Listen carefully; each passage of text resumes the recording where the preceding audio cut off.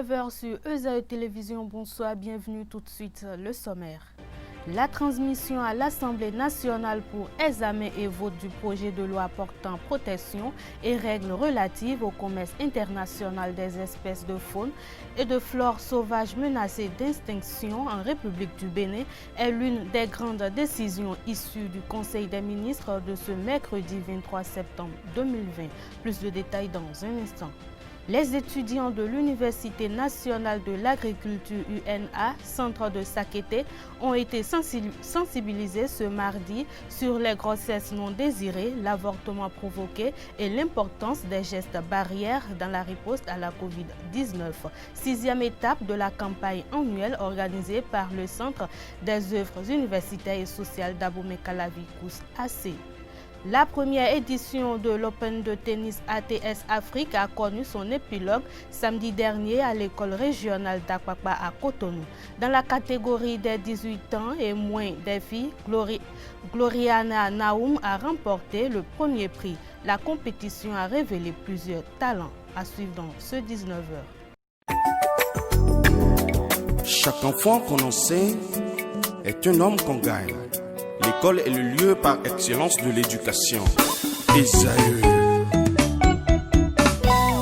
Étudiants, étudiantes, nouveaux bacheliers, parents d'élèves, une raison de plus pour choisir l'excellence. Et oui, bénéficier des demi-bourses et de réduction de scolarité à ESAE. Payer 250 000 au lieu de 500 000 en licence 1, 2 et 3 sciences juridiques, économiques, de gestion et en journalisme. Et pour les 100 premières inscriptions en administration des finances et administration générale, bénéficier d'une réduction et payer 400 000 au lieu de 500 000. En master 1 et 2, 500 000 au lieu de 800 000 en administration des affaires, 600 000 au lieu d'1 million en journalisme. Faites partie des 100 premiers inscrits en administration des finances et administration générale pour bénéficier de la réduction. Payez 800 000 au lieu d'1 million. À ESAE Cotonou et Parakou, la rentrée est effective. Le dossier d'inscription est disponible en téléchargement à l'adresse suivante www.esae.bj/ESAE 2019 ou renseignez-vous à ESAE Cotonou au 96 80 55 11 98 98 14 00 90 93 65 21 à ESAE Parakou au 96 68 16 14 97 77 51 47 à ESAE, l'épanouissement et le développement est au cœur de notre succès.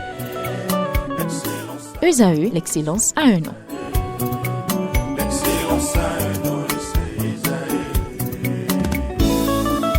La rumba, c'est la musique des sages. Et ESAE, c'est l'école des sages.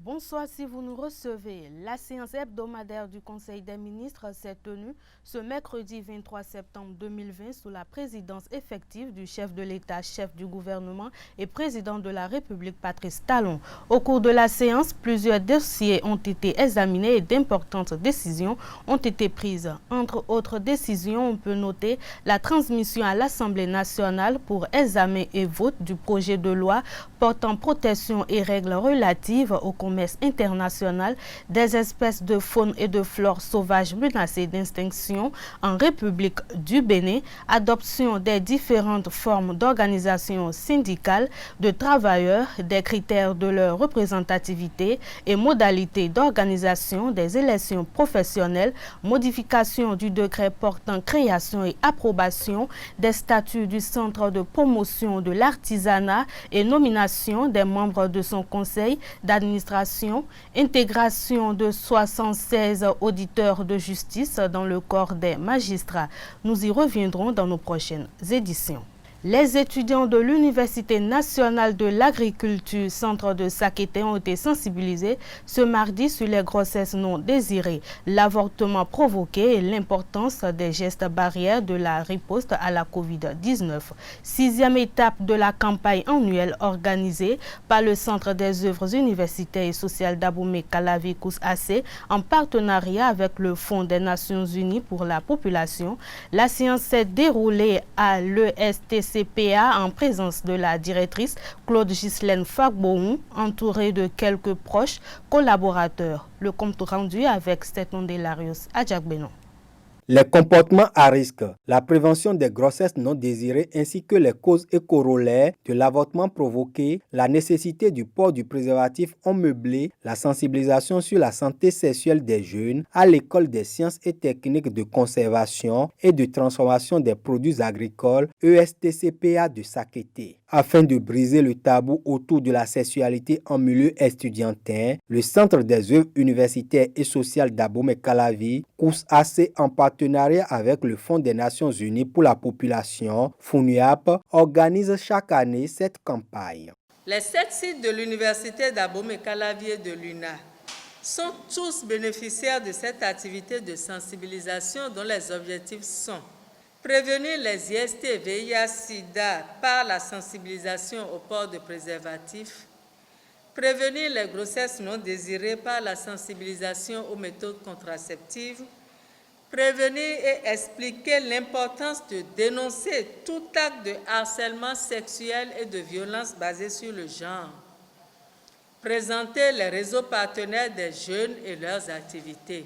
Près de 100 étudiants, dont une soixantaine via le réseau virtuel Zoom, ont suivi la communication animée par 2 pairs éducateurs du réseau des jeunes de Porto-Novo sous la supervision du médecin-chef des infirmeries universitaires de l'Ouémé et du Plateau. Je me réjouis davantage de savoir que les pairs éducateurs formés grâce à l'exécution des activités du plan de travail annuel de l'année dernière sont les principaux animateurs de ces séances. Nous venons ainsi de gagner le pari de l'éducation par les pairs, plus efficace, car vous convenez avec moi que la communication passe mieux entre personnes de la même génération, surtout dans le domaine de la sexualité où le jeune préfère se confier à un jeune comme lui, plus accessible, plus perméable, vivant les mêmes réalités. La sensibilisation se déroule cette année dans un contexte de crise sanitaire liée au coronavirus. À cet effet, les participants ont suivi une communication sur l'importance des gestes barrières dans la riposte à la COVID-19. Le retard de dépistage. Parce qu'aujourd'hui, on assiste à une psychose liée à la COVID-19. Lorsqu'on a les signes, on dit « Ah non, je ne vais pas aller à l'hôpital, je vais rester à la maison, c'est dangereux ». Parce que vous allez comprendre que, en fait, lorsque je vais expliquer les autres terrains par vous, vous allez comprendre que si vous ne faites pas dépister tout, vous mettez en danger votre environnement. Les participants sortent de la séance mieux informés sur les différents sujets. Ils prennent l'engagement de sensibiliser leurs camarades d'amphi et leur entourage. J'ai retenu en premier lieu que les gestes barrières contre la COVID-19 est très important pour sauvegarder sa vie, et celle de ses proches. En seconde partie, par rapport aux grossesses non désirées, je pourrais dire que c'est une très grande information, c'est une sensibilisation que nous attendons depuis fort longtemps d'ailleurs et qui a fait son plein temps actuellement. C'est un sujet tabou, mais qu'aujourd'hui s'est révélé dans le grand monde. Je remercie beaucoup le COUS-AC parce que les organisations comme ça, nous avons besoin de ces genres d'organisations dans le milieu universitaire. Pourquoi? Parce que les universités ont besoin de beaucoup de choses. Donc je prends l'engagement personnel d'être présent et à l'écoute de mes camarades et de toutes ces personnes qui seront dans le besoin et qui vont vouloir avoir des informations concernant les IST et les grossesses non désirées. Cette activité s'inscrit dans le cadre de l'appui aux organisations des jeunes pour la continuité de l'offre de services de la santé reproductive des adolescents et jeunes. Le campus de Kétou va accueillir le 25 septembre prochain la dernière étape de la campagne de sensibilisation 2020 du COUS-AC et du FONUAP.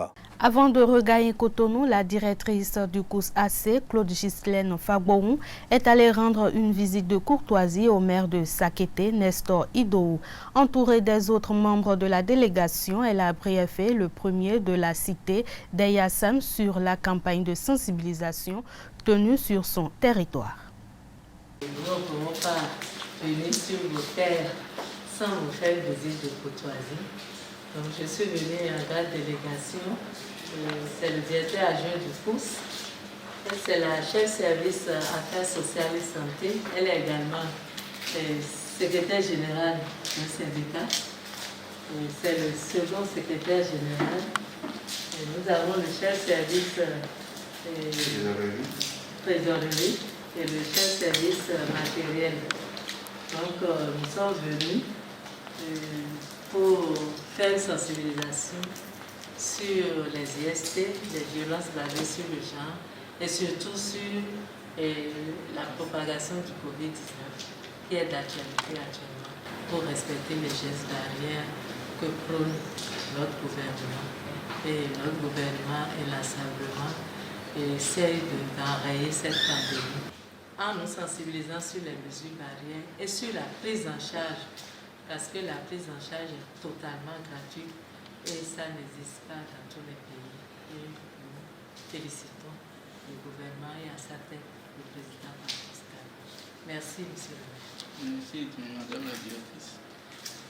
Je souhaite la bienvenue à s'acquitter à toute votre délégation, même à la tête. Merci pour l'honneur que vous nous faites en choisissant venir nous présenter la civilité une fois venus sur notre territoire. Et l'activité que vous êtes venus faire aussi est une activité d'actualité et la cible choisie est la bonne cible. La couche estudiantine, la couche juvénile aujourd'hui est plus active et en matière de la sensibilisation, vous les impliquez, l'information est loin.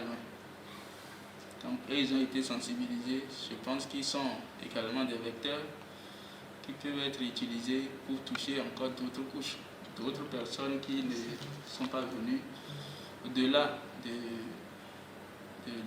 d'un direct qui est fait sur l'Internet, les réseaux sociaux, et aussi dans leur communauté peuvent également relayer l'information. Donc, nous vous disons merci. Merci pour cette initiative et que la collaboration qui existe déjà entre l'université de Sakité et la commune de la mairie de Sakité puisse davantage évoluer pour que les jours à venir, nous puissions avoir d'autres axes d'action ensemble. Évangéliser, enseigner et envoyer, c'est la vision de la mission Afrique pour Christ Bénin. Pour réaliser cette vision, Mission Afrique Christ Bénin élargit son champ d'action. Dans cette perspective, un nouveau bureau a été ouvert à Zoka récemment. Le directeur national de la mission Afrique pour Christ Bénin a entretenu ce mardi 22 septembre les premiers auditeurs de Calavi. Carles Kitome y était, voici le compte rendu.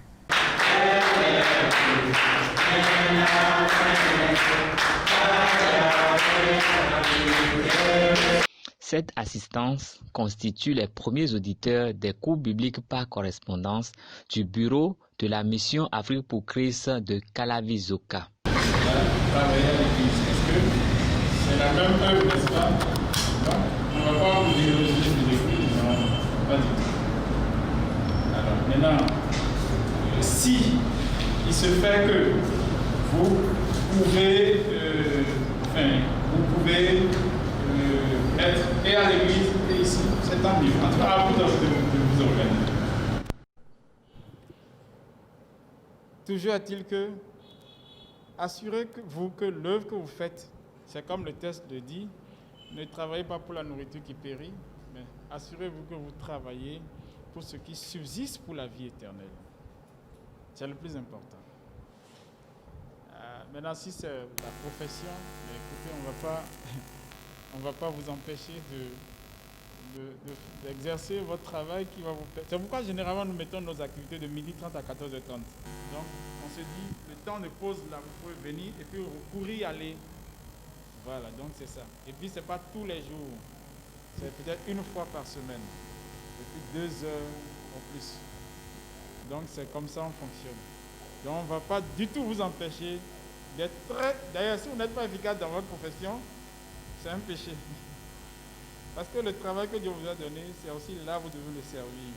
Et vous devez le faire avec beaucoup de professionnalisme. Pourquoi dans nos valeurs, il y a le professionnalisme. Donc, emballés par le sujet, les premiers inscrits s'informent des éventuelles contraintes liées à la formation. quelqu'une qui avoue à la radio qu'elle ne croit pas, bon, qu'elle ne fait pas partie d'une confession religieuse, postule et que toi tu es là en disant que tu ne vas pas. C'est des articles. J'ai commencé par chercher avec ma montre la question et il a retrouvé. Si nous avions déjà nos activités parallèles, est-ce que les programmes de la mission seront un frein pour nous? Allions là pendant nos activités au détriment de la mission sur le champ enseignement. Donc on se dit, le temps de pause là, vous pouvez venir et puis recourir y aller. Voilà, donc c'est ça. Et puis c'est pas tous les jours, c'est peut-être une fois par semaine, et puis 2 heures au plus. Donc c'est comme ça on fonctionne. Donc on ne va pas du tout vous empêcher d'être très... D'ailleurs, si vous n'êtes pas efficace dans votre profession, c'est un péché. Parce que le travail que Dieu vous a donné, c'est aussi là où vous devez le servir.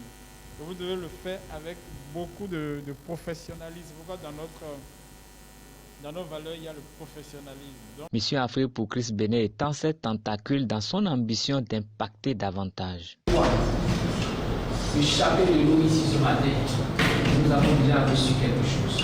Au cours de cette séance, le directeur national de la Mission Afrique pour Christ Bénin, le pasteur Gérard Aklomé, a situé l'assistance sur les enjeux de l'installation du bureau de Calavi. Suivez plutôt. Si vous êtes ici, ce n'est pas un hasard. Nous avions voulu plus que ça. Mais on était conscient que le nombre qu'on voulait, on ne l'aurait pas. Le Seigneur lui-même trierait les personnes qu'il a préparées. C'est vrai, il y en a encore qui viendront, c'est ce qui est sûr. Mais si vous êtes ici, je vous assure, ce n'est pas l'effet d'un hasard. L'évangélisation doit normalement démarrer dans la maison de Dieu. Personne ne vient à Jésus parce qu'il le veut, mais on vient à Jésus parce que Jésus le choisit. Et ça, c'est dans le texte, le chapitre 6, vous pouvez lire la suite, vous le verrez. Et si vous êtes là, c'est parce que le Seigneur vient vous le porter son choix. Parce que je ne viens pas à Jésus parce que je suis bon de cœur. Non. Il me choisit. Il me choisit. Et quand il me choisit, je deviens sa propriété. Et désormais, il me choisit pour œuvrer pour lui. Nous évangélisons, nous enseignons et nous envoyons pour évangéliser, pour gagner des âmes. Voilà un peu le travail que nous faisons. Pour gagner des âmes. Nous avons des valeurs. 3. Prière profonde. Paix avec les autres. Et puis, professionnalisme. La brocante a envahi toutes les rues de Cotonou. Malgré cette floraison de cette activité, les commerçants rencontrent aussi des difficultés. Je vous invite à suivre ce reportage réalisé par Jacques Maouillon d'Almeida.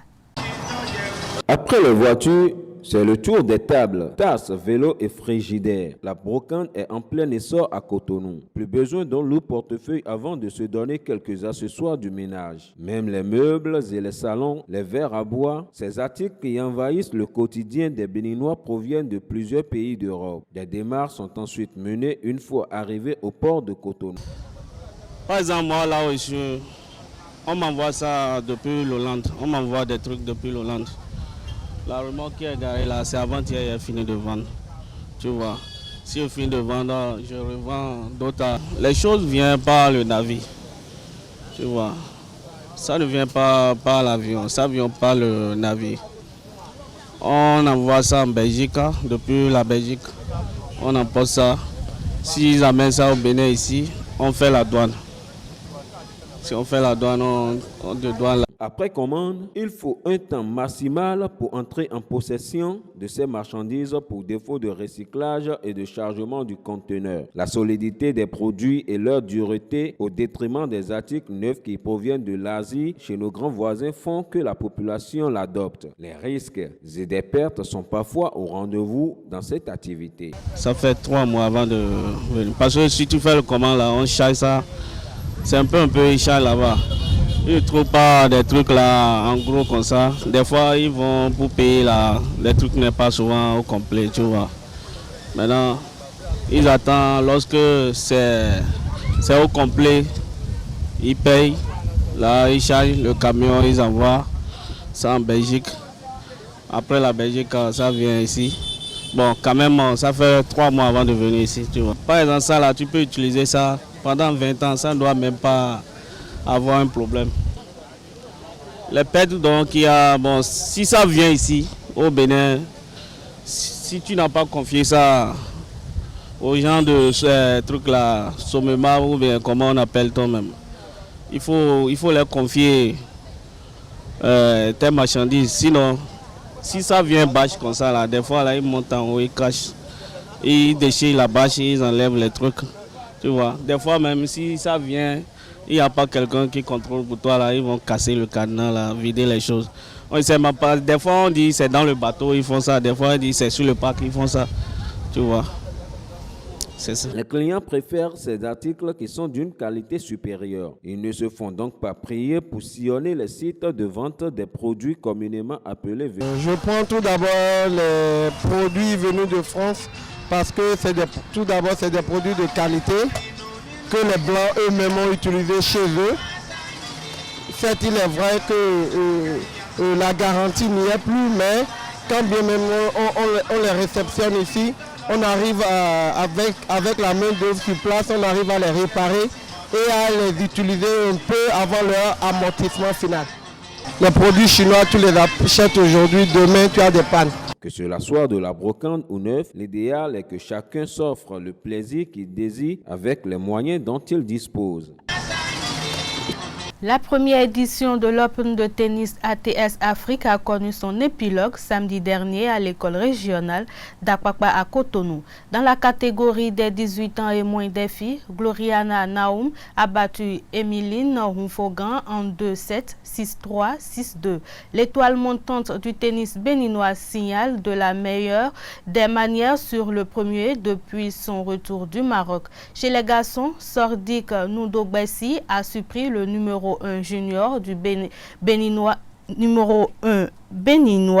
Mariano Badoziaou en 2-7 également, 6-3, 6-4. Au niveau des 8 ans et moins, Ivan Alowakinou a remporté la palme d'or devant Pascal Kodjo chez les garçons, tandis que Judith Segodo est montée sur la plus haute marche chez les filles au détriment de Ariatou Moutaïrou. En ce qui concerne les 12 ans et moins, Dalia Alao a pris le dessus sur Fridaus chez les filles. Du côté des garçons, Odilon Amoussou a surclassé Horace Agon.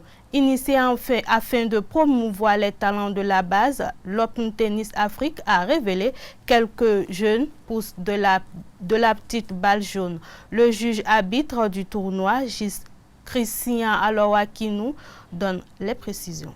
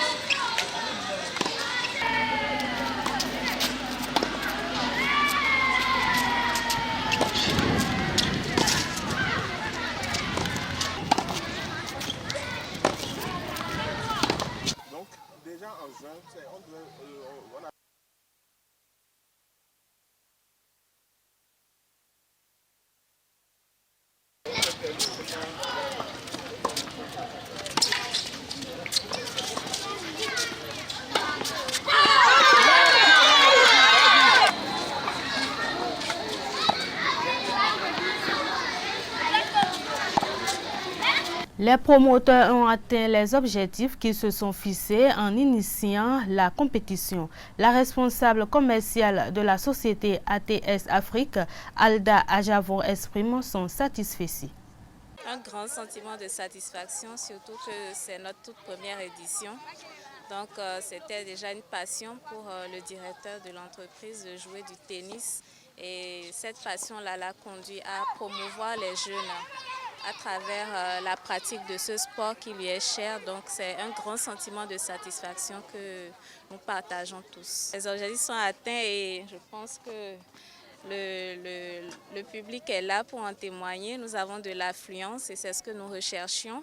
Et l'objectif c'était surtout d'attirer aussi l'attention des éventuels autres promoteurs sur l'importance d'inciter les jeunes à jouer, à pratiquer un sport et notamment le tennis ici au Bénin.